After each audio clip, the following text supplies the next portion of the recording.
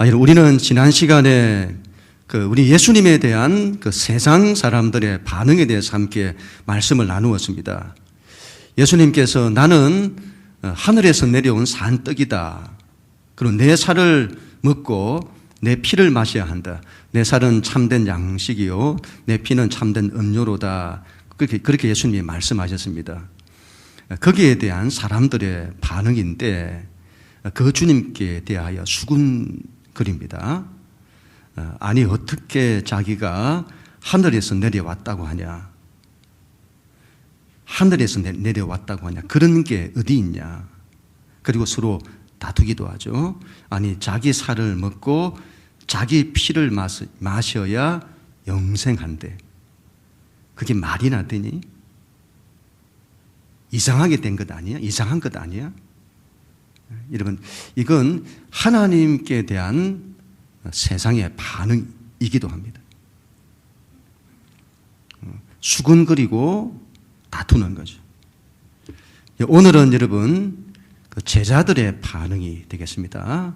예수를 따른다고 하는 우리들의 반응입니다. 우리 하나님 말씀 60절부터 62절까지 우리 같이 읽겠습니다. 시작. 제자 중 여럿이 듣고 말하되 이 말씀은 어렵도다. 누가 들을 수 있느냐 한데 예수께서 스스로 제자들이 이 말씀에 대하여 수군거리는 줄 아시고 이르시되 이 말이 너희에게 걸림이 되느냐. 그러면 너희는 인자가 이전에 있던 것으로 올라가는 것을 본다면 어떻게 하겠느냐. 아멘. 제자 중에 여럿이 이렇게 반응을 합니다. 이 말씀은 어렵도다. 야, 말씀이 너무 어렵다. 누가 알아듣겠냐? 누가 이해하겠냐? 그리고 수군거리죠. 예수님을 따른다는 사람들 중에서도 수군거림이 일어납니다. 말씀이 어렵다. 이 말에는 두 가지 의미가 있다고 보는데요. 첫 번째로는 정말 말씀이 어려운 겁니다. 앞에서 하신 예수님의 말씀은 우리가 여러분, 만약 우리가 그 시대에 가서 그 주의 말씀을 들었다고 생각을 하면 이해할 수 있을까요? 아마 이해하지 못했을 겁니다. 내가 하늘에서 내려왔다. 내 살을 먹고 내 피를 마셔야 한다. 그래야 너희가 영생을 얻는다. 그걸 어떻게 이해할 수 있을까요? 너무 어려운 거죠. 두 번째, 말씀이 안 들려서 어려운 거죠. 물론 말씀이 어려워서 안 들릴 수도 있습니다만 다른 한편에서는 나에게 마음이 없는 거죠. 관심이 없어요. 내 관심이 세상에 있는 겁니다. 그러면 하나님 말씀이 안 들려요. 여러분, 우리가 이런 제자들의 반응을 우리가 하나님 편에서 바라보면 너무 안타까운 거죠. 하나님께서 우리에게 생명의 말씀을 주시는 거잖아요. 그런데 우리가 알아듣지를 못하는 거죠. 거기다가 그 말씀을 들으려고 하지 않는 거죠. 예수님은 그들의 수군거림을 아시고 이렇게 말씀을 하십니다. 이 말이 너희에게도 걸림이 되느냐. 여러분, 걸림이라고 하는 이 말은 발이 뭔가에 걸려 몸이 비틀거리는 걸 말합니다. 예수님의 말씀이 우리를 넘어지게 하는 장애물처럼 그렇게 되는 것이죠. 예수님의 말씀에 거기에 우리가 걸려서 넘어지는 겁니다. 여러분, 어떻게 이럴 수가 있을까요? 하나님의 말씀이 나에게 걸림이 되어서 내가 거기에 걸려 넘어지다니요. 하나님의 말씀은 우리를 세우는 거잖아요. 우리를 살리는 거잖아요. 그런데 그 말씀에 넘어지다니요. 우리가 지난주 새벽기도 시간에 새벽기도 큐티 본문 중에 씨 뿌리는 비유가 있었습니다. 씨가 마음밭에 뿌려진 거예요. 4가지 마음밭이 있었는데 길가밭은 말씀이 아예 그 사람의 마음에 뿌려지질 못해요. 말씀이 이렇게 뿌려져도 마귀가 그 씨를 가져가 버려서 말씀이 그 사람의 마음에 들어가지를 못하는 거죠. 마음에 안 들어오는 거예요. 2번째는 돌짝밭인데 말씀을 듣고 말씀을 받기는 하지만 그 뿌리가 조금 내리려고 하니까 그 사람의 마음 가운데 벽이 있는 거죠. 더 이상 뿌리를 내리지 못하는 거죠. 그리고 여러분 마지막 4번째가 좋은 밭인데 말씀이 깊은 뿌리를 내리는 거죠. 그랬더니 30배, 60배, 100배 결실을 이루는 겁니다. 하나님 말씀이 들려야 합니다. 하나님 말씀이 들려서 내 심령 속에 마음속에 깊은 뿌리를 내려야죠. 그래야 우리의 삶에 결실이 맺히는 겁니다. 하나님의 말씀이 들려 깊은 뿌리를 내려야 삶에 하나님의 생명의 역사들이 나타나는 겁니다. 그런데 말씀이 안 들리는 거죠. 너무 어렵도다. 이거 어떻게 해야 할까요? 예수님이 이렇게 말씀을 하십니다. 그러면 너희가 인자가 이전에 있던 곳으로 올라가는 것을 본다면 어떻게 하겠느냐? 내가 하늘에서 내려왔다는 것도 어렵다면 내가 다시 하늘로 올라간다는 것은 너희가 어떻게 알아듣겠느냐? 예수님의 십자가와 부활 이후에 다시 하늘로 올라가시는 성천을 말씀하시는 거죠. 여러분, 예수를 믿는 사람들 중에 성천을 못 믿는 분들이 있습니다. 그런 게 어디 있냐? 당연할 겁니다. 하나님의 아들이 이 땅에 사람으로 내려왔다는 것도 못 믿는데 사람이 하늘에 올라간다는 것을 어떻게 이름 믿겠습니까? 지난 주일에 사람과 강아지 비유를 제가 한번 말씀을 드렸잖아요. 이런 강아지는 사람을 이해할 수 없습니다. 강아지의 세계는 사람의 세계를 이해할 수 없습니다. 그와 같이 하나님과 사람 사이도 마찬가지입니다. 사람의 세계는 하나님의 세계를 이해하지 못합니다. 여기에 인간의 한계가 있습니다. 지금까지 물리학에서 발견한 차원은 몇 차원일까요? 물리학이라고는 학문이 발견한 차원은 우리가 3차원의 세상을 산다면 4차원도 우리는 이해하기가 쉽지 않잖아요. 그런데 여러분 5차원을 넘어서 11차원 그리고 26차원까지 발견이 됐다고 합니다. 4차원도 이해를 못하는데 26차원을 어떻게 이해할 수 있을까요? 그런데 여러분 그것보다 더한 하나님의 차원을 우리가 어떻게 이해할 수 있을까요? 그래서 여러분 잘 들어보세요. 여러분, 그래서 신앙은 이해의 차원이 아닙니다. 그래서 하나님이 이끌어 주셔야만 한다고 하는 겁니다. 하나님이 이끄시지 않으면 나에게로 올 수 없다. 나를 알 수도 없고 볼 수도 없다. 여러분, 신앙은 이해하는 것이 아닙니다. 여러분, 이해를 하고 믿는 것이 아니에요. 이런 신앙은 말씀이 어려우냐 쉬우냐의 문제가 아닙니다. 믿음의 조상들을 보세요. 우리 부모님 세대 여러분 믿음을 보세요. 그분들이 많이 배웠나요? 많이 배웠습니까? 많이 배운 걸로 한다면 지금 시대만큼 많이 배우는 게 있을까요? 여러분, 그분들이 이해하고 믿었을까요? 그렇지 않습니다. 그분들은 믿었습니다. 어려워도 믿고 쉬워도 믿고 이해가 돼도 믿고 이해가 안 되어도 믿고 그들은 믿는 거예요. 하나님을 사랑하는 겁니다. 하나님이 좋은 거예요. 그래서 그 하나님께 자신의 인생의 전부를 거는 겁니다. 그 하나님을 위해서 헌신하는 겁니다. 여러분, 믿음이 먼저입니다. 그리고 하나님을 하나씩 알아가는 거죠. 지금 시대는 여러분 이해가 되지 않으면 믿지 않으려는 경향이 너무도 많습니다. 물론 여러분 이해가 필요하고 중요합니다. 납득이 되어야죠. 그리고 납득시키려고 해야죠. 그게 안 중요하다는 것이 아닙니다. 그런데 분명한 원칙은 여러분 이것입니다. 우리의 신앙이라고 하는 것은 이해가 되어서 믿는 게 아니다 이 말이죠. 세상의 지식으로, 내가 가진 지식으로 하나님의 세계를 이해할 수 없습니다. 그래서 이건 믿음의 영역인 겁니다. 먼저 믿어야 합니다. 믿어야 합니다. 먼저 우리 신앙은 제일 먼저 해야 될 것이 뭐냐 할 때 이해의 차원이 아니라 하나님을 믿고 그 하나님을 사랑하고 신뢰하는 겁니다. 그 하나님을 사랑해야죠. 신뢰하고.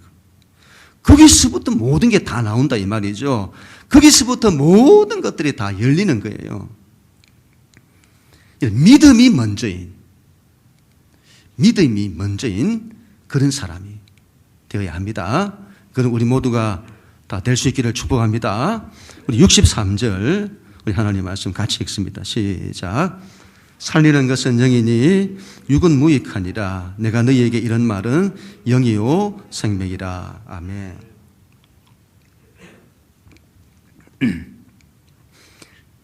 예수님께서 내가 너희에게 했던 말은 영이다. 그 영적인 말이다. 그런데 너희가 육적으로 알아들었다. 그래서 알아듣지 못하는 거다. 살리는 것은 영이다. 육은 무익하니라. 이 부분은 오해 없이 여러분 잘 받아들여야 합니다. 여기서 영이다, 육이다 라는 것을 우리가 이렇게 이해할 수 있어요. 인간은 여러분 영혼과 육체로 구성이 되어 있습니다. 육체는 땅에서 오고 영혼은 하늘, 하나님에게서 왔습니다. 이 둘은 구분됩니다. 그러나 분리되지 않습니다. 영혼과 육체는 하나로 연동되어 있습니다. 인간은 영혼과 육체가 하나로 엮인 전인입니다. 이걸 분리하는 걸 이원론이라고 하는데, 여러분 신앙에서 조심해야 하는 것이 이원론적인 신앙입니다. 잘못하면 여러분 우리가 이원론적인 신앙에 빠질 수 있습니다. 영혼과 육체를 분리하는 거죠. 그래서 육체는 악하다고 보고 영혼은 선하다고 보는 겁니다. 그래서 영혼의 세계를 추구하는 거죠. 그래서 눈에 보이지 않는 세계, 영혼의 세계, 신비적인 세계, 또 어떤 귀신의 세계, 그런 것에 관심을 가지는 거예요. 그런 걸 영적이다 그렇게 생각하는 거예요. 또 이럴 수도 있습니다. 영지주의 이단이 그런 건데, 영혼을 우리 안에 있는 지정의 그런 걸로 이해를 하잖아요. 그래서 지적인 세계, 깨달음의 경지, 그런 걸 추구하는 거죠. 그런 걸 영적이라고 생각하는 거죠. 우리는 영의 사람, 영적인 사람이 되어야 합니다. 그런데 이 영적이라는 말을 잘 이해해야 한다는 거죠. 성경적으로 이해를 해야 합니다. 예수님께서 이렇게 말씀을 하세요. 요한복음 3장 5절 6절 말씀인데 우리 하나님 말씀 같이 읽습니다. 시작. 예수께서 대답하시되 진실로 진실로 내게 이르노니 사람이 물과 성령으로 나지 아니하면 하나님의 나라에 들어갈 수 없느니라. 육으로 난 것은 육이요 영으로 난 것은 영이니. 여러분 성령으로 나야 된다 이렇게 말씀하시잖아요. 성령으로 나야 된다. 육으로 난 것, 다시 말하면 세상에서 나오고 우리의 육체의 소욕에서 나오는 것은 육이다. 육적인 거다. 영으로 난 것, 성령으로 난 것이 영이다. 영적인 거다. 인간의 우리의 영혼이 세상적인 것을 추구하면 육체의 소욕을 따라 세상의 욕구, 세상의 가치, 세상의 것들을 추구하면 그건 육적인 겁니다. 반대로 우리의 영혼이 하나님의 나라, 하나님의 가치, 하나님의 뜻을 추구하면 그건 영적인 겁니다. 성경은 아무데나 영적이라는 말을 사용하지 않습니다. 영이라는 이 헬라어가 푸뉴마인데 영어로 스피릿이에요. 인간의 영혼은 헬라어로 포시케라고 하는데 영어로 소울입니다. 스피릿과 다른 거예요. 성경이 말하는 영적이라고 하는 것은 하나님과 관계된 것에만 사용되는 겁니다. 인간의 소울이 하나님의 영과 접촉할 때 영, 스피릿이라고 하는 겁니다. 그걸 영적이다 하는 거죠. 그래서 영적이라는 사람, 영적인 사람이란 하나님과 함께하는 사람입니다. 하나님은 영이시잖아요. 그 영이신 하나님과 접촉하는 거예요. 그 하나님을 만나고 그 하나님을 사랑하고 그 하나님과 교제하고 그 하나님께 묻고 그 하나님께 대답을 듣고 그 하나님의 인도하심을 따라 사는 겁니다. 그런 사람을 영적인 사람이라고 하는 것이죠. 여러분, 영이신 하나님. 여러분, 우리는 영적인 사람이 되기 위해서 그 하나님께만 관심을 가져야 합니다. 이런 무슨 점을 치고 무슨 미래의 일을 알아내고 그걸 통해서 무슨 결정을 하고 그런 영적인 것에 관심을 가져서는 안 됩니다. 그건 성경이 말하는 영적인 것이 아니에요. 이번에 정치가 돌아가는 걸 보면서 이 정치하는 사람들, 믿는 사람들 중에 그런 걸 의지하는 사람들이 그렇게 많다는 거죠. 믿는 사람들 중에서도. 아, 과연 그런가? 믿는 사람들이 저런 걸 그렇게 많이 의지한다고? 그럴 싶을 정도로 그런 걸 의지하는 거죠. 절대로 여러분 그래서는 안 됩니다. 이건 하나님이 정말 싫어하세요. 아니, 너희가 물을 곳이 없어서, 이스라엘에 물을 곳이 없어서 너희가 절 바알세부에 가서 너희가 묻느냐, 이렇게 예수님 말씀하시잖아요. 우리가 물을 곳이 없어서, 물을 대상이 없어서 그런 데 가서 묻느냐 이 말이에요. 우리 하나님 이걸 얼마나 싫어하시는지. 우리가 왜 영이신 하나님께만 마음을 둬야 하죠? 왜 이 하나님의 영에게만 마음을 둬야 되죠? 여러분, 이 영만이 거룩한 것입니다. 그분은 사랑이시고, 그분은 은혜이시고, 빛이고, 생명이시고, 이 영과 함께 할 때 우리의 삶에 하나님의 사랑이 오고, 하나님의 은혜가 오고, 하나님의 빛이 오고, 하나님의 생명이 오는 것입니다. 하나님의 영은 생명의 영이라고 하잖아요. 살리는 영이다 이 말이에요. 그 영과 함께 할 때 우리가 사는 겁니다. 우리 자신이, 우리의 가정이, 우리 인생이 살아나는 거예요. 여러분, 영적인 사람이 되어야 합니다. 하나님의 영과 함께하는 사람이 되어야 합니다. 하나님의 영과 교제하는 사람이 되어야 합니다. 그래서는 그분의 사랑을 받고 그분의 은혜를 받고 그분과 우리가 교통하는 거죠. 그분의 마음을 가지고 그분의 인격을 가지고 그분과 함께 인생을 논하고 그런 사람 되어야 합니다. 나에게로 오는 자는 반드시 살리라. 예수님 그렇게 말씀하시잖아요. 그분께로 가야 합니다. 하나님께로 가야 합니다. 그리고 하나님 말씀을 들어야 합니다. 그래야 삽니다. 하나님과 교제하는 영적인 사람이 되어야 합니다. 모든 것이 살아나게 될 것입니다. 우리의 삶이 생명으로 충만하게 될 것입니다. 그런 우리 모두가 다 될 수 있기를 축복합니다. 하나님 말씀 66절, 67절 같이 읽습니다. 시작. 그때부터 그의 제자 중에서 많은 사람이 떠나가고 다시 그와 함께 다니지 아니하더라. 예수께서 12제자에게 이르시되 너희도 가려느냐. 여러분 잘 보세요. 너무도 안타까운 것은 예수님께서 영적인 것, 영에 대해서 말씀을 하시자 육에 대해서만 관심이 있고 그 육의 문제를 해결하기 위해서 예수를 따랐던 제자들이 다 예수를 떠납니다. 한두 사람이 아니었던 것으로 보여요. 그곳에 있던 대부분의 사람들이 다 떠난 겁니다. 다시 그와 함께 다니지 아니하더라. 이런 얼마나 많은 사람들이 떠났으면 예수님께서 12제자에게도 물어보시는 거예요. 너희도 가려느냐? 너희도 가려느냐? 여러분, 지도자의 가장 큰 아픔은 함께 했던 사람들이 그 곁을 떠나는 것입니다. 예수님은 그걸 겪으신 거예요. 여러분, 우리에게 당하시는 예수님. 우리에게 거부당하시는 하나님. 하나님은 인류 역사 속에서 정말 그 수를 셀 수 없는 사람들을 통해 수군거림을 당하시고 반대를 받으시고 거부를 당하신 거죠. 거부당하신 하나님. 저는 여기에 하나님의 고독이 있다고 봅니다. 너희도 가려느냐?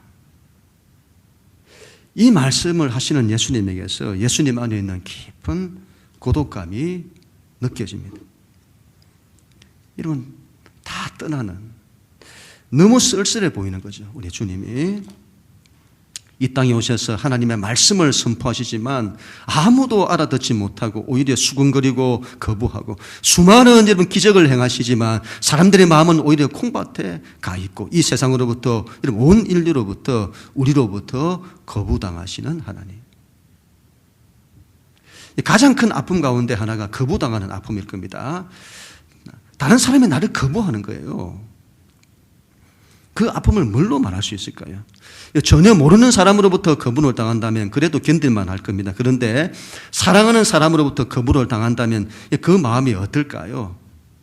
하나님은 온 인류에게 사랑을 주셨습니다. 하나님은 한 사람이라도 소외됨이 없이 한 사람 한 사람에게 모든 마음을 쏟으시면서 그 영혼들을 사랑하셨습니다. 그 사랑도 이런 그냥 사랑이 아니죠. 하나님의 사랑을 아가페라고 하잖아요. 조건 없는 사랑, 십자가의 그 사랑이죠. 우리를 위해서 당신의 모든 걸 버리시는 사랑, 목숨 같은 사랑을 하시는 거죠. 하나님께서 당신의 목숨처럼 우리를 사랑하시는 거예요. 여러분, 이런 표현을 써서 제가 너무 죄송한데, 하나님의 그 사랑을 하나님의 그런 사랑을 내가 받아주면, 하나님의 사랑을 내가 받아주면 하나님은 얼마나 기뻐하실까요? 얼마나 기뻐하실까요?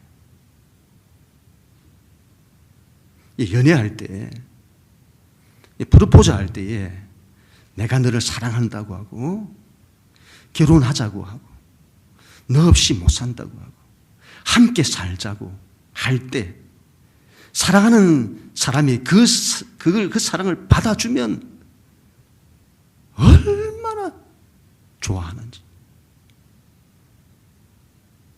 안 해보셨나요? 얼마나 좋아하는지, 얼마나 좋은지. 근데 여러분, 거절당하는 거죠. 여러분, 쓸쓸함을 어떻게 해야 할까요? 이 세상에서 가장 많이 상처를 당하신 분은 하나님 아닐까요? 어떻게 그렇게 많이 거절을 당하실까요? 어떤 문제가 있을까요? 하나님에게 뭐가 부족할까요? 어떤 조건이 안 맞았을까요? 하나님이 우리를 사랑하신다고 하는데 대체 사람에게 뭐가 있기에, 사람에게 무슨 믿는 구석이 있기에 그 하나님의 구애를 뿌리칠까요? 사람이 뭐라고? 제가 지난 주중에 카톡을 하나 받았습니다. 몇 년 전이었는데 우리 교회가 많이 힘들었을 그때 하나님이 저에게 성령을 주시면서 낙심하지 마라, 낙심하지 못하게 하시면서, 영식아 낙심하지 마라, 내가 새롭게 할 거다, 내가 새로운 교회가 되게 할 거다, 그렇게 말씀하시는데, 그때 이런 새로운 교회를 만났잖아요. 그 서울에 있는 한우 목사님이 하시는 그 새로운 교회 이름이 새로운 교회인데, 새로운 교회가 되게 할 거다 했을 때 그 새로운 교회를 우리가 만났잖아요. 그 교회가 어려운 교회를 도우는 프로그램이 있었는데, 그때 우리 교회도 그 4교회 중에 선정이 돼서 1년 동안 도움을 받았죠. 그때 함께 했던 그 4교회 가운데 한 분이셨던 그 목사님이신데, 그동안 연락이 없다가 갑자기 연락이 왔습니다. 죄송하다고, 갑자기 연락이 와서 죄송하다고, 16살 된 아들이 있는데 학교 등교하다가 교통사고가 나서 차 바퀴에 깔렸다는 거죠. 초기 대처를 잘 못해서 뇌사 상태에 빠졌다는 겁니다. 벌써 한 달 반이 지난 거죠. 코로나 시국이라 곁에서 그 아들과 함께 해주지도 못하고, 기도할 데가 없어서 연락드렸다고, 죄송하다고, 기도 부탁드린다고. 제가 너무 마음이 아픈 거죠. 제가 3일 동안 저녁 한 끼 금식하면서 기도하고, 지금도 계속 기도하고 있습니다. 카톡에 그 아들 프로필 사진이 있는데 보니까 아빠하고 완전히 붕어빵처럼 닮은 겁니다. 너무너무 귀한 아들. 그 아들에 대한 아버지의 마음. 여러분, 대신했으면 할 거잖아요. 대신했으면. 내 목숨을 주고 저 아들 살리고 싶을 거잖아요. 제가 그걸 묵상하면서 하나님의 마음을 참 많이 깨달았습니다. 아들 예수 그리스도의 죽음에, 아들께서 그리스도를 죽음에 내어주신 하나님 아버지의 마음이 이랬겠구나 하는 그 마음과, 하나님이 우리를 이렇게 사랑하시겠구나, 그 마음이 들었습니다. 우리를 그토록 사랑하시고 죽어가는 우리를 살리기 위해서, 우리를 살릴 수만 있다면 당신의 모든 걸 대신 주어서라도 살리기 원하시는, 그토록 하나님 우리를 사랑하시는 거죠. 그런데 우리가 그 사랑을 거부하는 겁니다. 그토록 사랑했는데 그 사랑이 거부당하는, 거기에 하나님의 고독이 있다고 봅니다.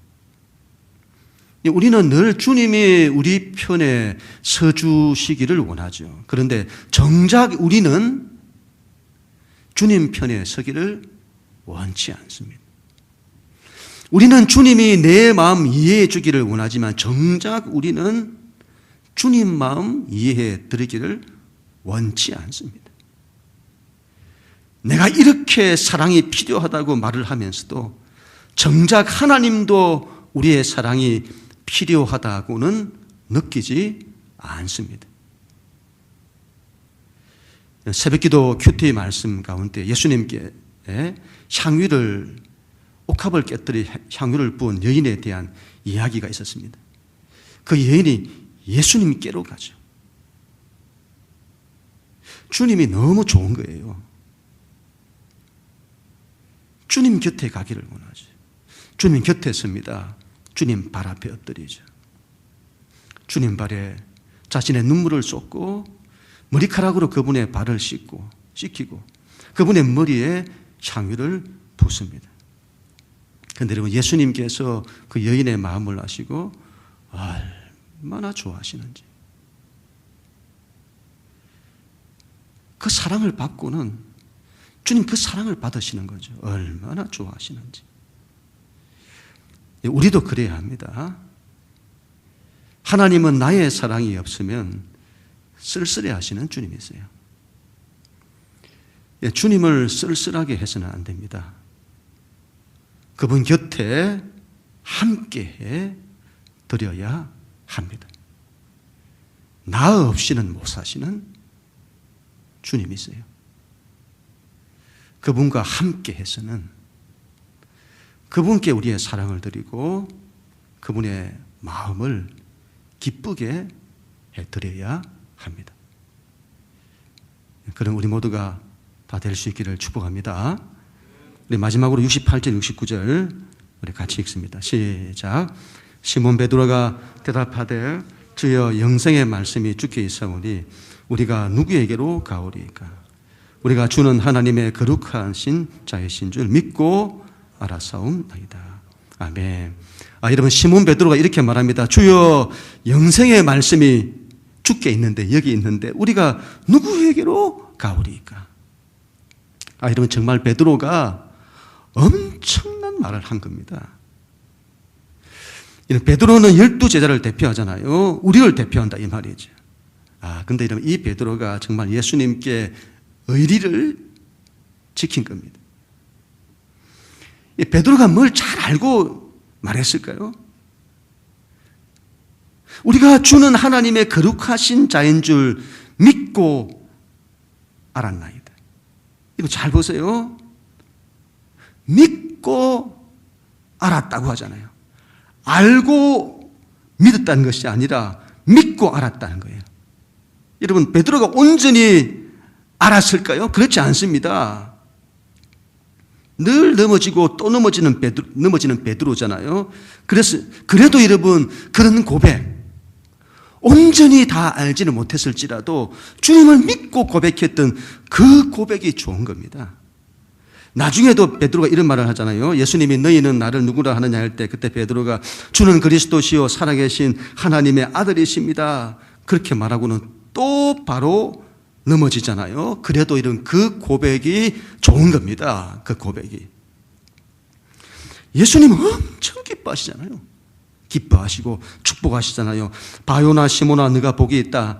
이를 알게 하는 이는 하나님이시다. 내가 너를 축복한다. 내가 너의 반석 위에 내 교회를 세울 거다. 내가 너에게 다윗의 열쇠를 준다. 네가 풀면 풀릴 것이고 네가 매면 매일 것이다. 베드로는 여러분 자신이 실수하고 때로 넘어져도 주님이 좋은 거예요. 그분이 좋은 겁니다. 예수님을 3번 부인하고 완전히 무너졌던 베드로이지만 그래도 주님에 대한 마음만큼은 전심이었던 거죠. 예수님이시다 하는 이 말씀을 듣고는 가장 먼저 배에서 바다로 뛰어들어 예수님께로 달려갔던 사람이 베드로입니다. 우리가 그래야 한다는 걸 보여주는 거죠. 베드로가 이러면 예수님으로부터 인정을 받고 사랑을 받는 이유가 거기에 있다고 봅니다. 완벽해서가 아닙니다. 다 알아서가 아닌 거죠. 늘 넘어지는 베드로입니다. 그럼에도 불구하고 주님에 대한 마음만큼은 전심인 거죠.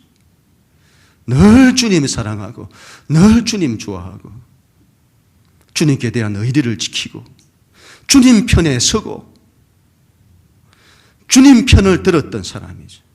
자기 약함 때문에 넘어져도 그 마음만큼은 전심이었던 겁니다.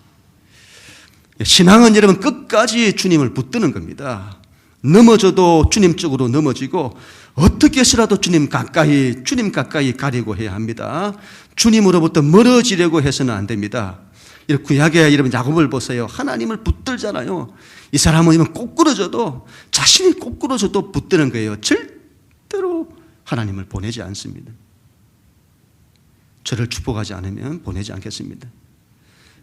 절대로 주님 나로부터 멀어지도록 주님 가게 하지 않겠습니다. 이런 말이죠.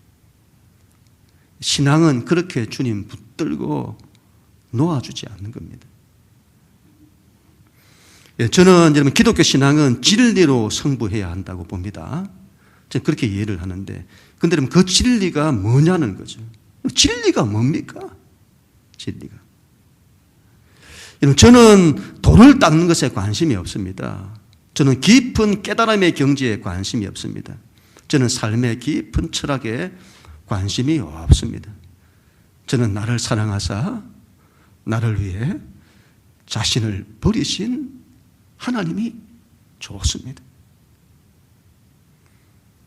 이 세상 그 어떤 누구가 아니라 나를 사랑하신 하나님, 그런 나를 위해 당신의 목숨까지 버리시는 하나님, 나 없이는 못 산다고 하시는 하나님, 나를 살리기 위해서라면 십자가의 죽음까지도 기꺼이 감당해 하시겠다고 하시는 하나님, 당신을 배반할 가룟유다, 당신을 배반할 줄 아시면서도 그를 사랑하여 그를 당신 곁에 두시기를 원하시는,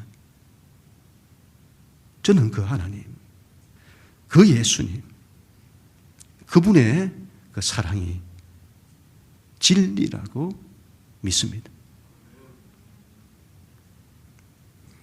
저는 그 하나님을 믿습니다.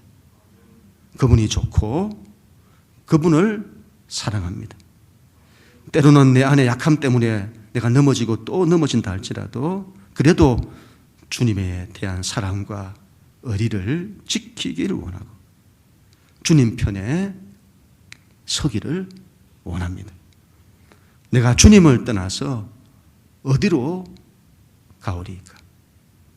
이것이 우리 모두의 고백이기를 원합니다. 결론을 맺습니다. 첫 번째, 하나님이 걸림이 되어서는 안 됩니다. 어떻게 하나님을 내 인생의 장애물로 여기다니요? 그래서는 안 됩니다. 먼저 이런 믿어야 합니다. 이해되지 아니할지라도 먼저 믿어야 합니다. 하나님을 먼저 사랑하고 신뢰하십시다. 그리하면 모든 것이 열리게 될 것입니다. 두 번째로는 살리는 것은 영이니 영적인 사람이 되십시다. 영이신 하나님과 함께 하십시다. 하나님과 함께 교제하십시다. 하나님의 인도하심을 받으십시다. 나에게로 오는 자는 반드시 살리라. 하나님과 함께 할 때에 생명의 역사가 나타나게 될 것입니다. 세 번째, 너희도 가려느냐? 하나님의 고독을 바라보십시다. 하나님의 사랑이 나로부터 거부당하여 하나님을 쓸쓸하게 만드는 사람이 되지 마십시다.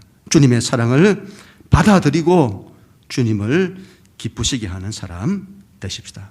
마지막으로 때로는 넘어지고 또 넘어지더라도 끝까지 주님을 붙드는, 끝까지 주님 가까이로 생명의 말씀이 주께 있사오니 내가 어디로 가오리까? 이것이 우리의 고백이 되십시다. 그럼 우리 모두가 다 될 수 있기를 주님의 이름으로 간절히 축원합니다.